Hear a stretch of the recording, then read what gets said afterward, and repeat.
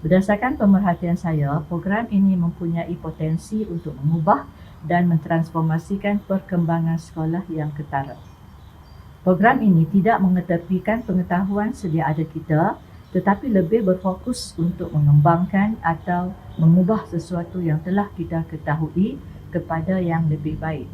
Program ini jelas memberikan perhatian dalam mempertingkatkan pencapaian sekolah merentasi 5 disiplin iaitu murid, bilik darjah, komuniti, pembangunan sekolah dan mengimplementasikan sistem yang berkesan selaras dengan Kementerian Pendidikan Malaysia dalam lingkungan kerangka yang telah dirancang dan dilaksanakan penyelidikan. Setakat ini, kita telah memberikan tumpuan dalam menghasilkan rancangan pelajaran yang berkesan, mengupayakan pemimpin, pembelajaran inklusif dan penilaian untuk pembelajaran. Dalam aspek persekitaran pembelajaran fizikal pula, kita telah berubah ke arah pembelajaran interaktif dan pembelajaran yang diketuai oleh murid atau students-led learning. Beberapa siri video akan memaparkan amalan terbaik oleh guru-guru sekolah amanah. Saya bersedia untuk menjadi rakan kongsi LIPAD, pemimpin dan pendidik dari seluruh Malaysia untuk membaiki kapasiti kami agar dapat memenuhi kehendak Kementerian Pendidikan Malaysia. Ayuh, marilah kita bersinergi untuk mentransformasikan sekolah kita kepada sekolah cemerlang.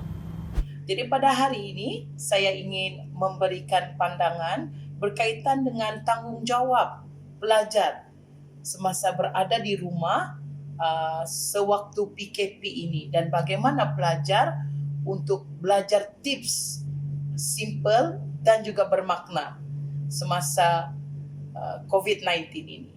Baik, jadi di sini sebelum kita kepada teknik 5W1H, sebenarnya di dalam sekolah amanah itu sendiri terdapat matriks pencapaian sekolah amanah iaitu Trust School Performance Metric 2.6.4.13 yang menyatakan sekurang-kurangnya 70% murid diberikan peluang untuk menunjukkan pembelajaran mereka dan dibenarkan untuk memberikan respon secara individu.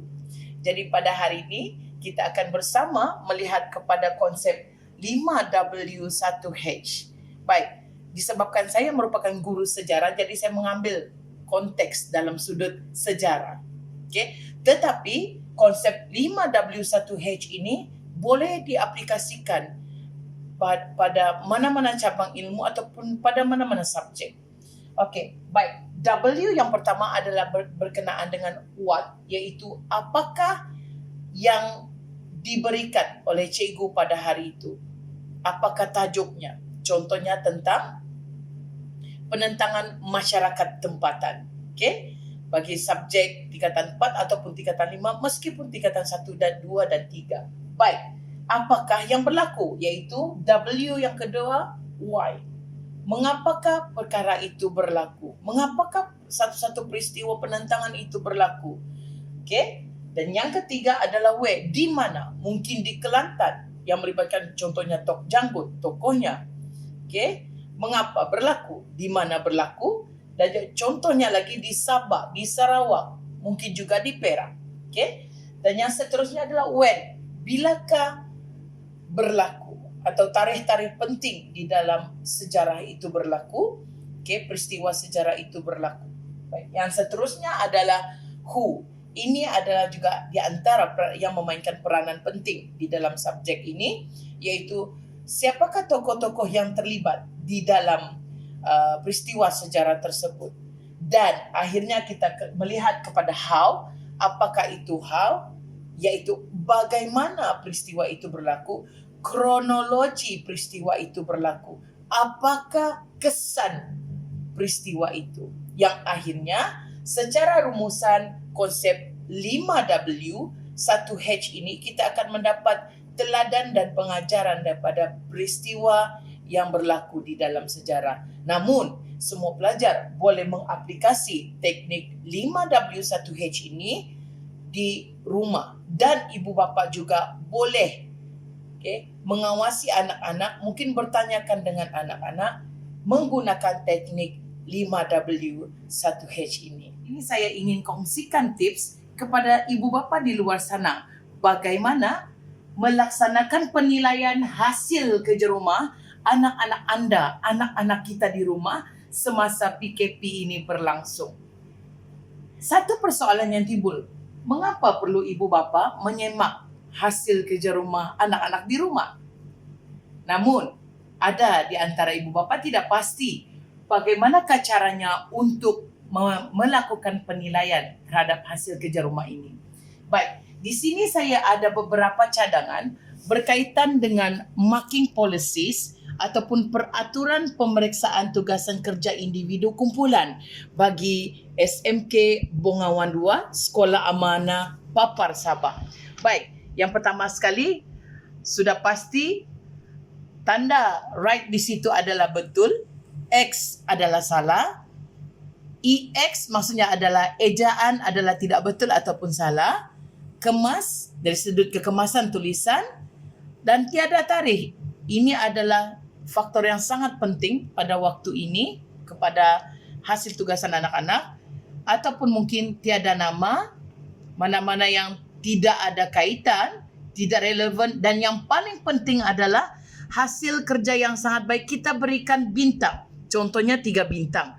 Dan jika kurang sedikit hasil anak-anak kita berikanlah 2 bintang, dan 1 bintang adalah untuk kerja hasil kerja rumah yang boleh dibaiki lagi. Dan manalah tahu kita boleh bagi satu lagi ikon yang hebat di situ, iaitu lampu berbentuk lampu ataupun bintang, ikon yang begitu menarik untuk menunjukkan bahawa idea anak kita hasil kerja rumah itu adalah hebat. Dan contoh, kita minta pelajar kita ataupun anak kita berikan contoh dalam hasil kerja rumah. LBJ maksudnya adalah lebih baik jika. Okay? Lebih baik jika sekiranya kita berikan 3 star pujian, iaitu 3 pujian kepada dia, 2 pujian dan 1 adalah komen yang positif.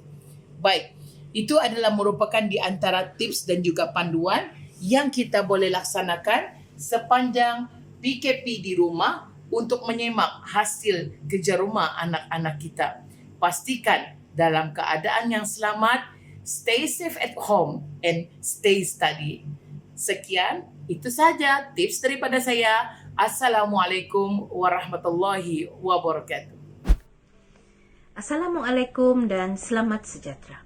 Anak saya bersekolah di SK Kimanis Papar, yang mana sekolah ini merupakan sekolah amanah. Saya berasa sangat gembira dan berpuas hati dengan pembelajaran anak saya. Walaupun dalam keadaan sekarang sekolah terpaksa ditutup kerana COVID-19 ini. Sekolah telah membuat banyak inisiatif untuk melaksanakan pengajaran dan pembelajaran murid-murid melalui WhatsApp dan Telegram, seperti pembelajaran atas talian, kuis, Google Classroom, Kahoot, kemudian pembelajaran luar talian juga, latihan dalam buku teks, buku kerja, dan membuat projek. Ini semua memberi peluang kepada saya untuk melihat sendiri perkembangan pembelajaran anak saya dengan lebih dekat lagi. Harapan saya sebagai ibu bapa, semoga pengajaran dan pembelajaran sebegini diteruskan walau dalam keadaan apa sekalipun. Sekolah pasti berusaha dan mencari cara terbaik untuk murid-murid. Terima kasih dan syabas guru-guru SK Kimanis. I just want to share with all of you about the online distance learning that we practice now. Regarding the task, I just want to talk about the task. Number one, that I want to highlight about how do you know that the task being given by the teachers are actually directly able to obtain the objective. Because almost all the time, the assignment or the task being given from sources coming from the internet. So it is more advisable if the teachers can do the task themselves rather than they just copy or just copy the link and then the student view or see that particular videos or YouTube directly from the task and not originally done or created by the teachers themselves. Number two, in terms of created the task yourself, when you create your own task, you create your own slide example. You can add on with your own voice, you can add on with your pictures at the same time. Why the creation of the task is actually supposed to be created by the teachers themselves is, number one, the students are more practically attached to you. So they are more practical to have experience when they are seeing your own face. And then they are more practically to view or learn something that is more particularly they are more concerned about your views, because they are very attached to you because you are the teachers. They are teachers. And then number two, in terms of the task being created by you, supposed to be can bargain the hours or the minutes, right? And then 5 minutes is enough for the task, because when we copy from the YouTube example, the task or the YouTube is too long. So particularly, it's not practical to this particular situation. And then number three, when the task is actually created by you yourself as the teachers to the kids, is actually can have two advantage. Number one, in terms of the teachers see that this is actually coming from their original teachers. Number two is also the advantage for the parents, because they know that that is supposed to be created something that coming from the true sources and then coming from their own teachers. So they will have a win-win situation where the parent can commit as well as a proper guideline to their kids, and then it's also practical for the student and the as well as the parent to share the knowledge, because they have something created originally coming from their own teachers from the school. And then last but not least is how we create the task. It's not actually just seeing from the screen. The student also can learn from doing, learning from creating something by having experience on do something that at their home. Example, they are learning from talking, they are learning from copying, learning by listening, and then they attach to you, so they can just directly share the experience. And then you yourself as a teachers can know that the commitment coming from your students, the task having your own objective, and it's quite freely for the student and the teachers know the objective we achieve or not. Because we have situation where if you are not focused on the objective but you want to deliver on that particular task, it's quite difficult for you to measure either your students able to achieve the target, or they actually cannot learn anything, except that they just seeing whatever task being given, they do it, but they actually don't actually obtain something that's supposed to be. Thank you.